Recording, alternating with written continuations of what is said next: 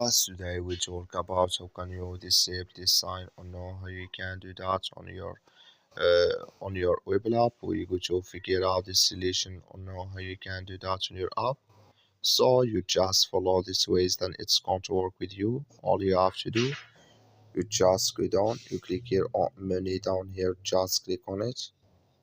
So when you click here on menu, it's going to take you to this list. It's going to show for you like this. Then you click here on settings, just click on it here.